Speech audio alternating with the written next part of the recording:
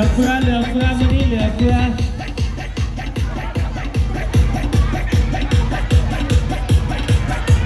อกจากสอนเราไม่งามน้ำใจอยู่ในซอกกันยังมีเจ้าบ่าวเจ้าสาวเพื่อนค่ะวันนี้โอ้เก็บมาไว้เต็มทีนอกจากน้ำใจอยู่ในซอแล้วยังมีของขวัญ2 อย่างคนจะมอบแถมไม่อีกเอาบ่คอยพูดโปรแจกเจ้าสาวเลยเอาให้เขาซกละพอเอาบ่อย่างที่1ผู้ใดได้สอนเราไม่งามครับฟรีไปเลยวันนี้ของขวัญ2 อย่างเจ้าสาวแถมให้อย่างที่1ปีอาบน้ำฟรีอยู่บ่แขกสวนสัตว์บัดเกิน2 เดือน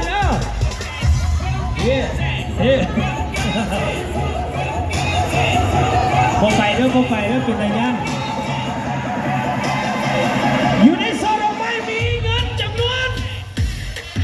$100ยังทันแถมโซนเราไม่งามแถมเงินอยู่ในโซนอีก$100และแถมของขวัญอีก2 อย่าง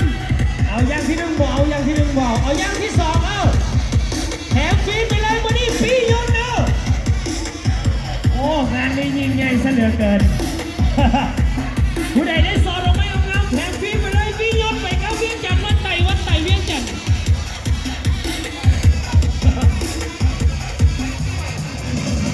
ไปบ่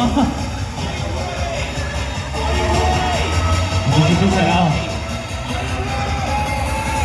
น่าจะคุ้มกับการยืนรอท่า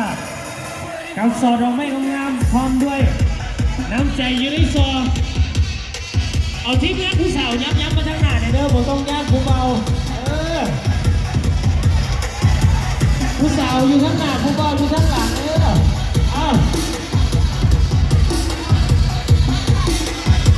สุภาพสตรีอยู่ทางด้านหน้าสุภาพบุรุษอยู่ทางด้านหลัง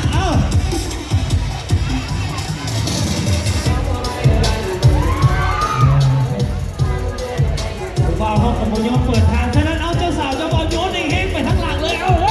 เดี๋ยวเขานำเรื่องถึงสามพบกัน1 2 3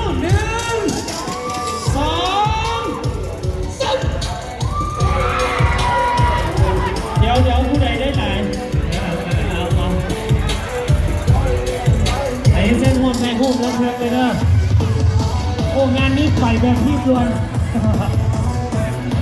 เห็นเส้นหัวใจหุ้มกันเอาเว้ยมีความรู้สึกเสียใจจะดีใจที่มาโยนบนทางบนได้นี่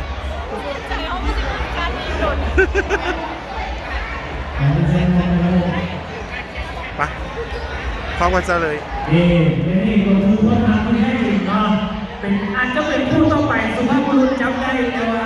สุภาพสตรีขึ้นมาไทยโม่กำกันเด้อพอกันผู้สาวน้ำแก้วพอกันบ้านได้พาดมือแล้วกูไปบ้านได้พาดมือเลยจะกูอัดเพลงแล้วก่อน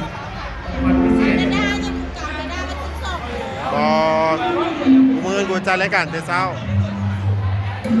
อันนั้นก็